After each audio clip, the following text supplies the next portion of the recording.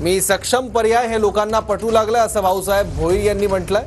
भाऊसाहेब भोईर चिंचवड मतदारसंघातून अपक्ष म्हणून रिंगणात आहेत। माझं काम लोकांसमोर आहे, त्यामुळे मला कुणाचं आव्हान वाटत नाही असंही भाऊसाहेब भोईर यांनी म्हटलंय। सर्व संघटनांचा मला पाठिंबा मिळतो असाही दावा त्यांनी केलाय।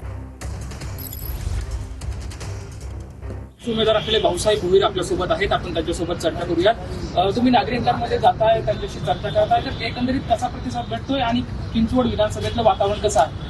वातावरण म्हणजे प्रचंड बदल होत गेलेला आहे। मी एक सक्षम पर्यायात दोन्ही उमेदवारांच्या पेक्षा आहे हे आता लोकांना संपूर्ण समजलेलं असल्या कारणानं सर्व संघटना स्वतःहून मला पाठिंबा द्यायला, त्यामुळं सिद्दीकी भाई असतील, पुनर्वतन संघटना जी आहे त्यांनी स्वतः पाठिंबा दिला। त्याचं कारण त्यांना या सर्व सुरक्षितता जी आहे या शहराची, जातीय सलोखा जो आहे हे संपूर्ण केवळ विकासात्मक दृष्टिकोनातून राजकारण करावं, केवळ जातीपातीचं राजकारण निवडणूक डोळ्यासमोर करू नये। हे एकदा सर्वांना आता कुणी हे राहिलेलं नाही, अज्ञानी राहिलेलं नाही, सर्वजण आता सुशिक्षित आहेत।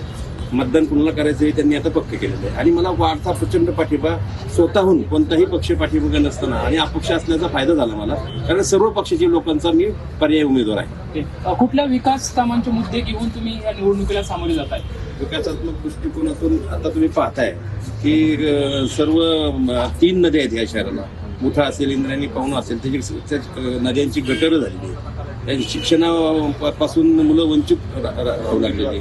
तर तिथं मास्टर प्लॅन कुणाकडे तयार नाही। पर्यावरणासंदर्भात पाण्याचे टँकर माफियांचा जोर वाढलेला आहे। 40-40 लाख रुपये बिल एका सोसायटीला येतात पाण्याची।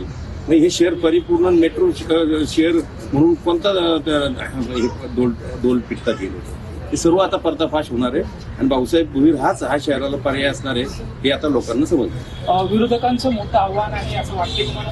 मला आव्हान कोणाचंच नाही। जे माझ्यासमोर उमेदवार आहेत त्यांचा माझा कालखंड पण बरोबरचा नाही। माझा 30 वर्षाची राजकीय कारकीर्द आहे, 25 वर्ष मी महानगरपालिकेत नगरसेवक आहे। माझं काम डोळ्यांसमोर आहे, त्यामुळं मला कोणाचं आव्हान वगैरे काही नाही। कॅमेरामॅन सुशांत राऊत सोबत लक्ष्मण जाधव, TV9 मराठी, पुणे।